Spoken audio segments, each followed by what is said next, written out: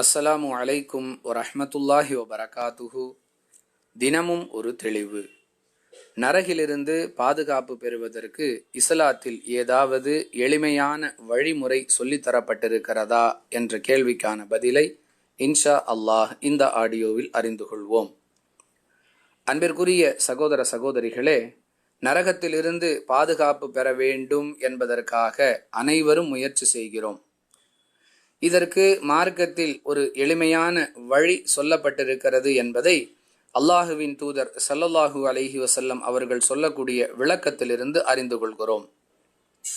அதி இப்னு ஹாத்திம் ரலியல்லாஹு அன்ஹு அவர்களுடைய அறிவிப்பாக புகாரி எனும் நூலில் 6563வது ஹதீஸ் பதிவு செய்யப்பட்டிருக்கிறது.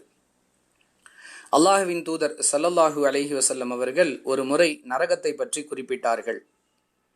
அப்பொழுது நரகத்தை பார்ப்பது போன்று அஞ்சியவர்களாக தன்னுடைய முகத்தை திருப்பிக் கொண்டார்கள்.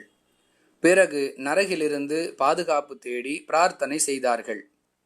மீண்டும் நரகத்தை பற்றி குறிப்பிட்டார்கள்.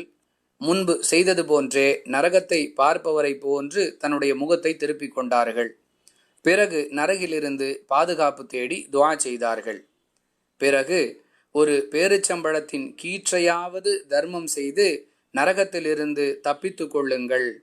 அதுவும் உங்களுக்கு இயலவில்லை என்றால் நல்ல சொற்களை கொண்டு நீங்கள் நரகத்திலிருந்து பாதுகாப்பு பெற்று கொள்ளுங்கள் என்று கூறினார்கள்.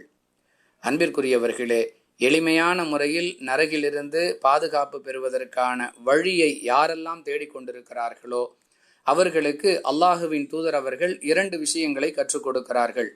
முதலாவது, சிறிய அளவிலான தர்மம் உங்களை நரகிலிருந்து பாதுகாக்கும். குறைந்தபட்சம் ஒரு பேரிச்சம்பழத்தின் கீற்றையாவது தர்மம் செய்யுங்கள். அது உங்களை நரகிலிருந்து பாதுகாப்பதற்குரிய ஒரு வழி. அதற்கும் நீங்கள் சக்தி பெறாவிட்டால் நல்ல விஷயங்களை பேசுவதன் மூலமாக நீங்கள் உங்களை நரகிலிருந்து பாதுகாத்துக் கொள்ளுங்கள். அதாவது தீய விஷயங்களை பேசாமல் இருப்பது நரகிலிருந்து உங்களை பாதுகாக்கும் என்பது இதன் பொருள். இந்த வழிமுறைகளை கடைபிடித்து நரகிலிருந்து பாதுகாப்பு பெறுவோம். வாஹிரு தஅவானா அனில் ஹம்துலில்லாஹி ரப்பில் ஆலமீன். அஸ்ஸலாமு அலைக்கும் வரஹ்மத்துல்லாஹி வபரகாத்துஹு.